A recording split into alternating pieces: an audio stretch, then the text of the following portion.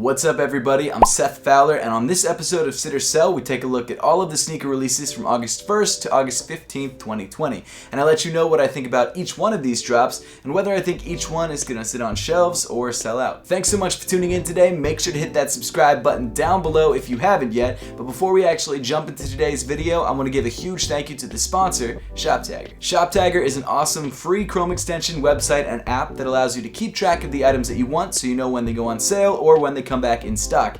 Not only that, if an item that you really want is already in your cart and you're planning to check out, it also helps you find the best deal on that item. And the best part about ShopTagger, other than the fact that it's free, is that it's really easy to use. All you have to do is once you've found an item that you really like, click the ShopTagger button and tag that item. Through ShopTagger, you can set up notifications that let you know as soon as the item comes back in stock or drops in price. And you can have the notification sent to your app, email, or through your Chrome extension. So what I do personally is I tag sort of a wish list of things that I like, and whenever one of them goes on sale, I click the link and it takes me right to that item, and I usually end up buying it. But the good part is, because ShopTagger notified me that that item went on sale, I know that I'm getting a great price. Not only that, but one of my favorite features is once you've added your item to the cart, then ShopTagger actually scans the internet for any coupon codes that can help you get an even better deal. And ShopTagger does this even for stuff you haven't tagged. As long as you have the ShopTagger Chrome extension, it'll scan the internet for coupon codes for whatever you're buying. Installing ShopTagger is free and easy. All you have to do is click the link in the top of the description, and that will take you to the ShopTagger Chrome extension page.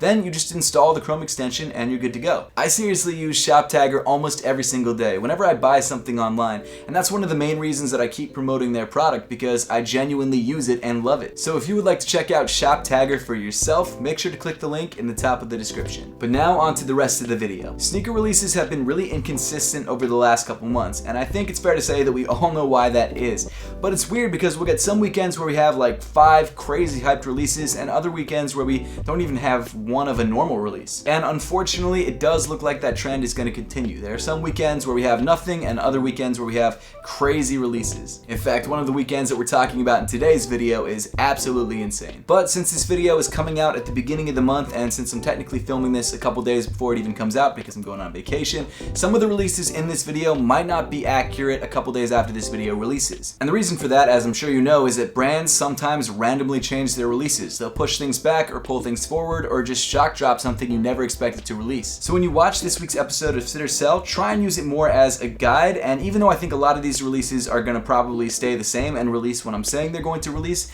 you never know, things could change. And if there's a shoe you really want, make sure to stay on top of all the release information for that shoe in particular. But with all that said, let's jump right into the beginning of the month on August 1st. The first shoe that we're talking about in today's video is the Converse All-Star BB Evo. Converse has recently been getting back into performance basketball sneakers, and up until this point, all of their shoes have been high tops and mid tops, but it looks like they're actually releasing a low top version of the shoe called the BB Evo. The first colorway of the shoe comes in a primarily black knit upper with a red and white Converse logo on the lateral side. The medial side of the shoe, however, comes in a white knit. And the outsole of the shoe comes in a super clean translucent blue with a black line running around the side. Actually, you know what? The more that I look at the shoe, the more that I'm thinking it's not so much a low top as it is like a mid to low top. It's like almost a low top, but it's also almost a mid top. I don't know, it's an interesting cut. Maybe it gives you more support than a low top would, but overall it's a nice looking sneaker, albeit a little bit plain. The first few Converse basketball sneakers sold out pretty quickly, but I think people are starting to cool down a little bit on the Converse BB.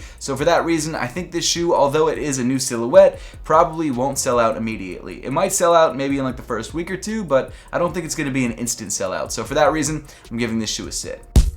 Next up, also dropping today on August 1st, we've got the Nike SB Dunk Low Shishiko. As of right now, this release is only happening at S&S in Europe, but it is the first release of the shoe, so I felt like it would be important to include it. Also, I think this is going to be one of the more popular dunk releases of the year, so it's definitely a shoe that I want to put on this list. The inspiration behind this concept is intricate Japanese embroidery, also known as Shishiko, hence the name Shishiko. You can definitely see that embroidery inspiration throughout the upper of the shoe, and I think it gives this sneaker a very unique look that I'm really into. Other than the embroidery, the main material used on the upper is dual tone denim. You've got a lighter toe area and a darker navy heel area. And of course, the shoe is rounded off in the best way possible with a sail midsole and a gum outsole. And overall, it is a stupid clean dunk. I really love it. I think my favorite detail is the embroidered Nike swoosh, because while it still sticks within the Shishiko theme, it definitely looks like a Nike swoosh. Like I said, these SB dunks drop through sneakers and stuff and will definitely sell out.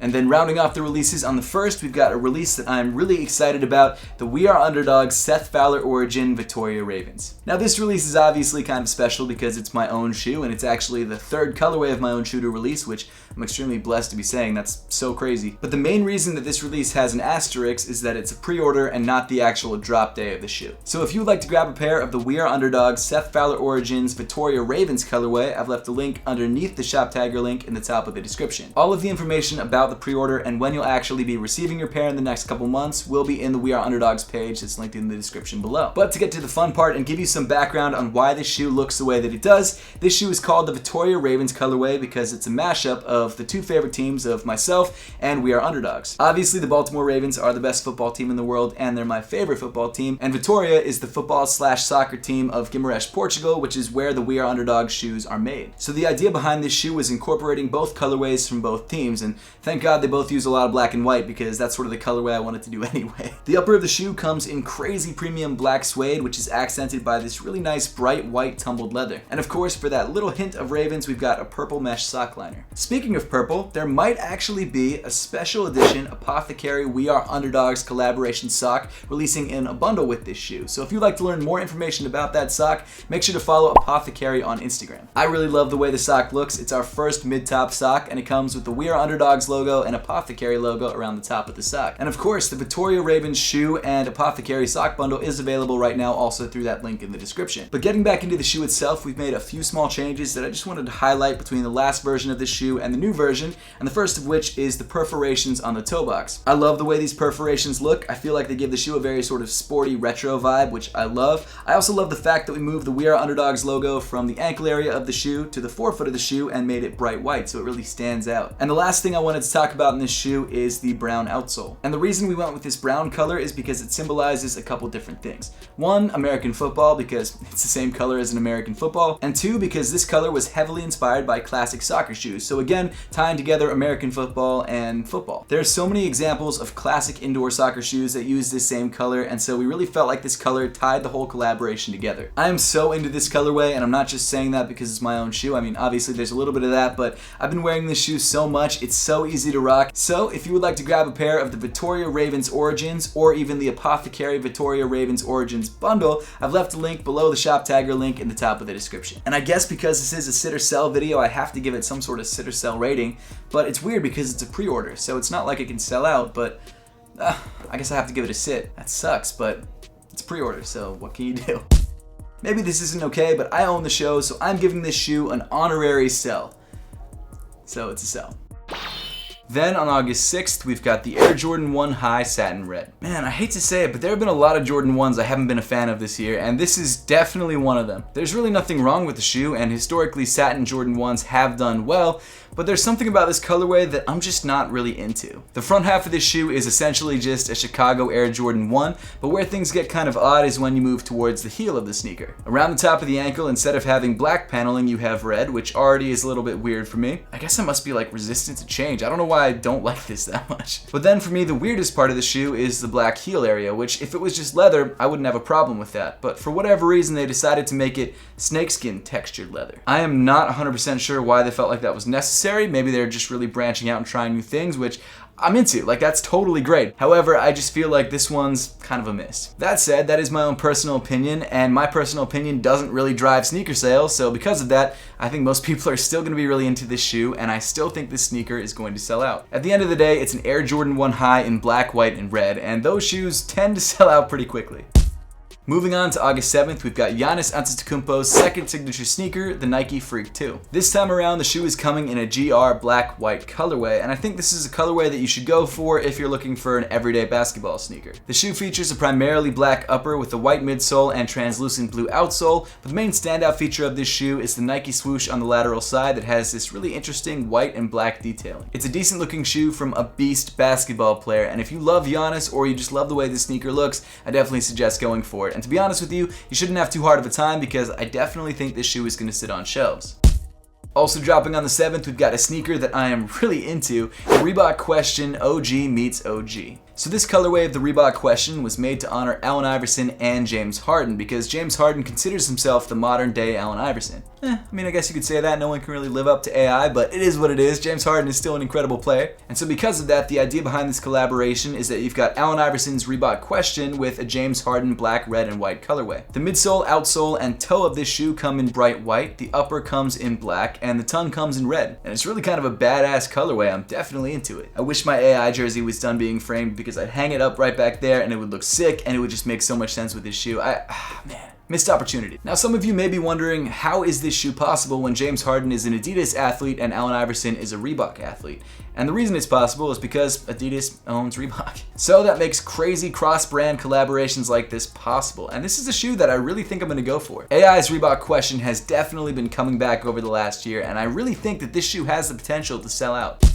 And then rounding off August 7th, we've got the wider release of the Air Jordan 1 High Cojp Neutral Gray. So I misspoke in the most recent Weekly Heat video and said that this shoe was limited to just 220 pairs and came with a metal briefcase, when in reality the shoe itself is still limited, but the only thing that's actually limited to 2,020 pairs and only released in Japan is the limited edition metal briefcase version of the shoe. So on August 7th, we're getting a Sneakers app release of this shoe, and even though it's still limited, it's not anywhere close to as limited as I originally thought. As the name of the shoe would suggest, this sneaker comes in neutral gray color blocking with metallic silver on the toe and on the heel. It's definitely an interesting look. It's not exactly for me, and it's not something that I really feel like I need to pick up, but if it's something that you like, now apparently you have a much better chance than you did in the past. And even though the shoe isn't as limited as I once thought, it's still definitely going to sell out.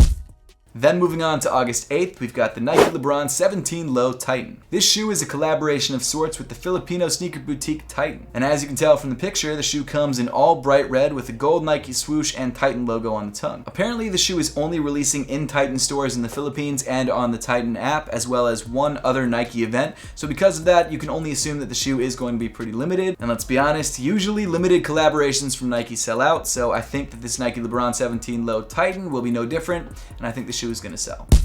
After that, we've got a shoe that I've already covered in a different sit or sell video, but it got pushed back, the Nike PG4 Gatorade Orange GX. This is obviously another Nike PG4 Gatorade collaboration. However, the idea behind this collaboration is different than the previous ones. The reason for that is that Gatorade GX is actually sort of a syrup that you put into water to mix your own Gatorade, and I would assume because the shoe is based off Gatorade GX, that's why the sneaker kind of looks semi-translucent and like you're pouring some sort of liquid into clear water, but that's just my own personal take. As far as PG4s go, it's actually a pretty solid looking shoe, and if you like orange shoes, you like Gatorade, or you love Paul George, this is a great sneaker to go with. For everyone else though, I feel like the shoe is not going to be on their radars, and because of that, I think this shoe is going to sit. Then moving on to August 14th, we've got the Nike Kyrie Low 3 in the white and black colorway. In my opinion, this shoe is nothing more than a white and black Kyrie Low 3, and if you're in the market for a pair of Kyrie Low 3s, grab this pair. Great, it's a fine shoe. But is this something that people are going to rush out to the store to grab? I definitely don't think so, and that's why I'm giving this Kyrie Low 3 a sit. And I know that was harsh, but I don't know, I just didn't really want to talk about the shoe anymore. Also releasing on the 14th, we've got the Air Jordan 1 High Zoom in Zen Green. I'm sure you're familiar by this point with the Air Jordan 1 High Zooms. It's an Air Jordan 1 that features a full-length Zoom Air unit in the midsole. And for some reason, Jordan Brand feels like they need to make these high zoom versions of the shoe look very different from the standard Air Jordan 1s. And in a way I get it because they're using a new technology. However, can you imagine like an Air Jordan 1 High Chicago with full-length Zoom Air? That would be so sick. But no, instead we are getting a fuzzy green and black Air Jordan 1, which, to be honest, is my favorite of the high zooms. This Zen Green Air Jordan 1 comes with hairy suede paneling on the midfoot and on the toe of the sneaker, accented by black paneling around the rest of the shoe. Not only that, but the shoe also features a translucent blue outsole so you can actually see the Zoom Air unit from underneath. I don't know what it is about this shoe that I really like. I don't even know what I would wear this shoe with, but there's something about it that I dig, and I'm really interested to actually own a pair of the high zooms because while I've tried them on and sure they feel fine under feet, I'd love to wear a pair all day and just see how it feels. While the Air Jordan 1 High Zoom might not be the most conventional Air Jordan 1 colorway, it's still a colorway that I think a lot of people are going to like. And if you look at the previous High Zoom releases, they all pretty much sold out. So for that reason, I think the shoe is going to do the same, and I think the Air Jordan 1 High Zoom Zen Green will also sell. Then on August 15th, we've got the Nike PG4 in the PCG colorway. This colorway of the PG4 comes in white, gray, and teal and is heavily inspired by ACG sneakers. For some reason, I'm really drawn to this sneaker, and I think personally this is my favorite PG4 to drop so far. Is it enough for me to buy it? No, but it's still a nice looking shoe. I really feel like this all-terrain look really suits the PG4 nicely, and because of that, I think a lot of people are actually going to be into this shoe. Is that enough to make the shoe sell out? Probably not, but it doesn't discount the fact that this is a pretty good looking sneaker. After that, we've got a shoe that I've been looking forward to for months at this point, and that's the Air Jordan 5 Bel Air Alternate. I just recently picked up the Air Jordan 5 Bel Air from 2013. Even though I waited in line for that shoe in 2013, I wasn't able to grab it for myself. But now there is an alternate version of the shoe, which in my opinion doesn't look as good as the original, but it still looks pretty great. Obviously the inspiration behind this shoe is the Fresh Prince of Bel Air, and because of that it's a very 90s centric shoe. The upper of the shoe primarily comes in white with alternating green, blue, purple, and I think yellow detailing. It's just such a dope look, and it gives everyone who loved the original Bel Air pair who wasn't able to grab them back in 2013 a chance to be able to rock the dopest 5s I think to release this year. Personally, my favorite parts of the shoe are the jump men that come in green and purple, and also the alternating color shark teeth. Since the Bel Air 5s were so popular in 2013, I wouldn't be surprised at all if the Air Jordan 5 alternate Bel Airs are just as popular and sell out.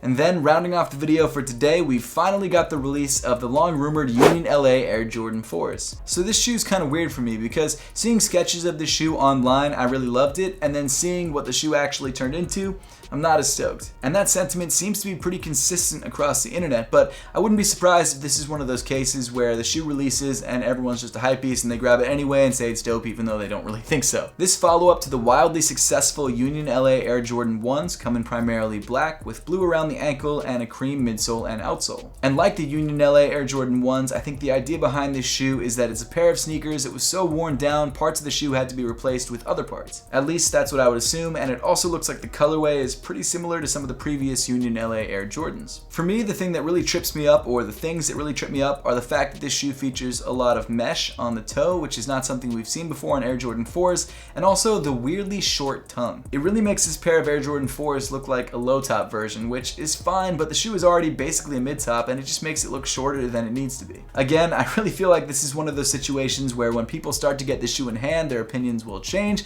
and I'm sure my opinion will change at least a little bit, because usually seeing this shoe on my own feet makes me like it a little bit better, but who knows? I don't think this is as good as the originals. With all of that being said, this shoe is still a super limited Air Jordan 4 collaboration, and because of that, this shoe is definitely gonna sell.